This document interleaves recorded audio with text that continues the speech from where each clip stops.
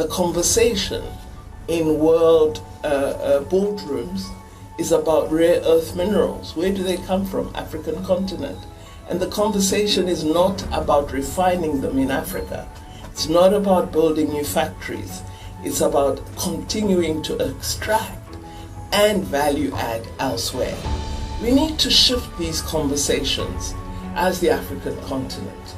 We have Agenda 2063, which aspires to the development of the African continent, to inclusive prosperity for us on the continent, to us industrializing, to us developing niche markets as the African continent. I truly believe that we shouldn't always prepare for our people to be migrated elsewhere.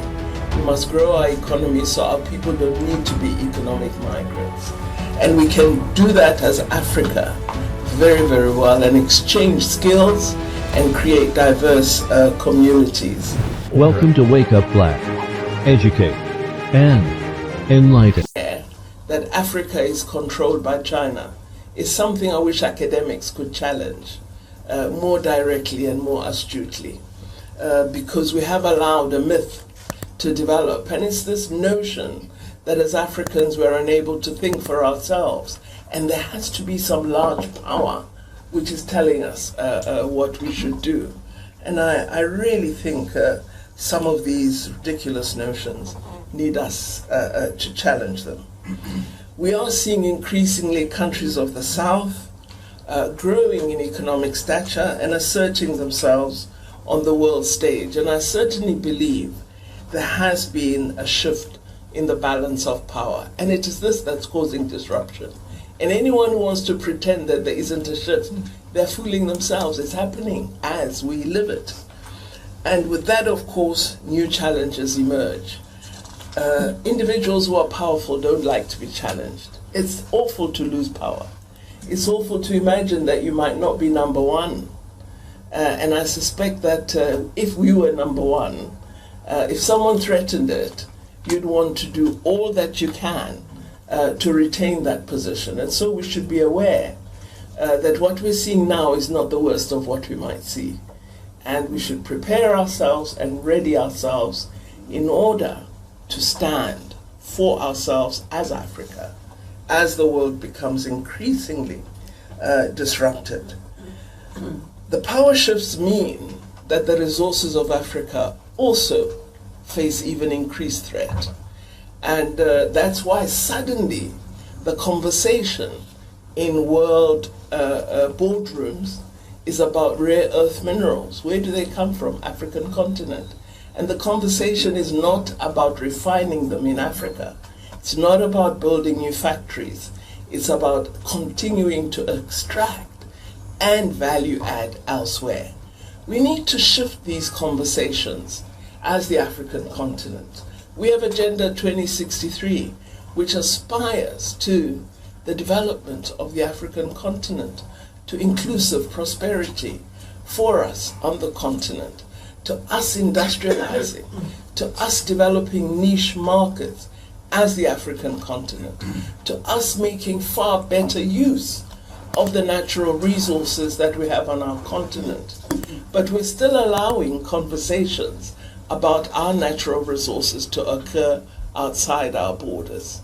Very few of us are talking about enhancing industrial capacity. Very few of us are talking about training new skills that can refine platinum, that can make use of cobalt, that can ensure that batteries are manufactured in Africa, that our lithium is devoted to increased industrial activity on the continent. So I really think that we've got to begin to reimagine how we may ensure the growth and development of Africa. And while it is imperative that we continue to build our strong relations as we've done in South Africa with China, India, and Brazil, that relationship should not be one again of an extractive partnership. It must be a development partnership on terms that we set. And if we don't realize that we actually can set terms then I'm afraid we've got really bad leaders and we're in even worse trouble than I thought. We also have, of course, the demographic dividend on the continent of young people. We should make good use of it. We should ensure that young people are getting the opportunity of quality education, that they have access to scarce skills, not the repetition of old programs that we've offered previously. And again, my apologies to all those working in fields where we don't necessarily refer to scarce skills.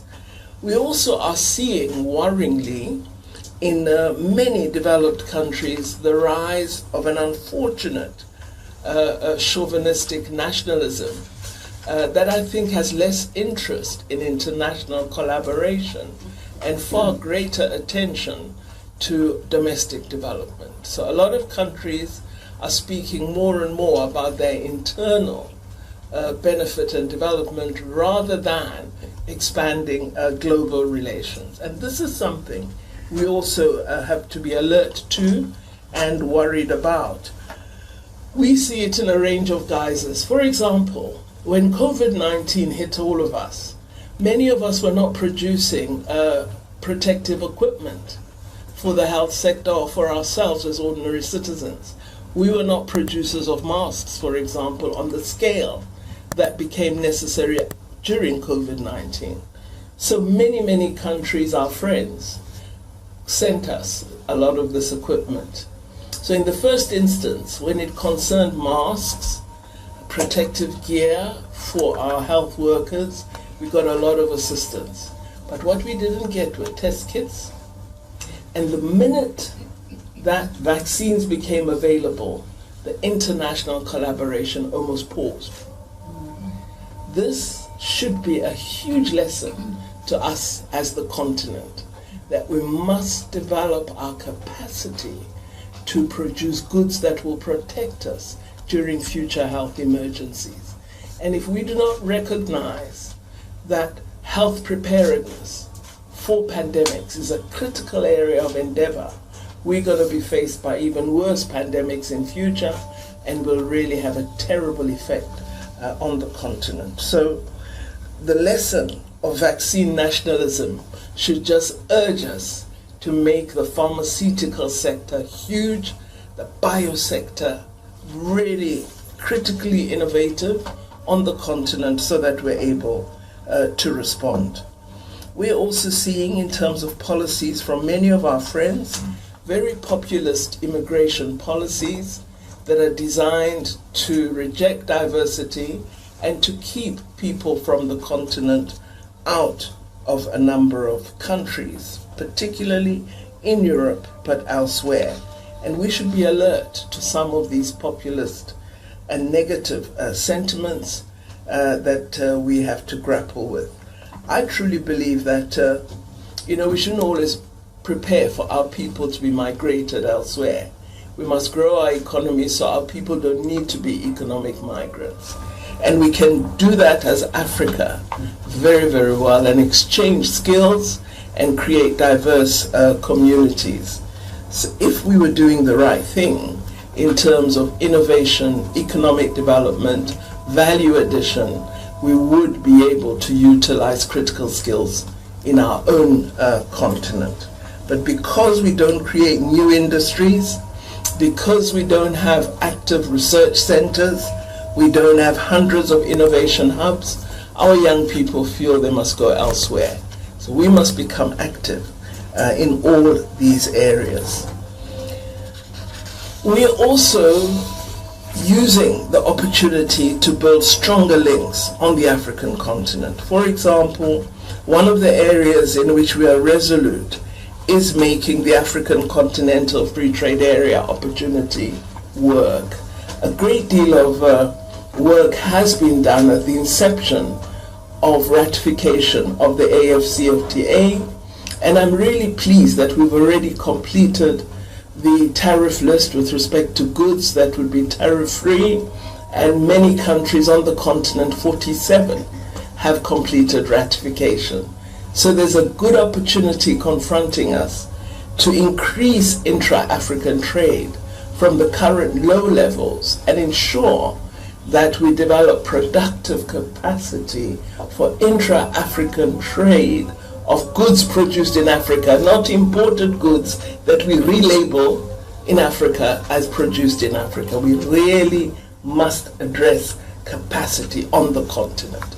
And of course we want to trade with all of the world, but I think we have to take a stand and say we're absolutely keen to trade goods from the United States, America and elsewhere, but we do encourage you to establish factories in Africa.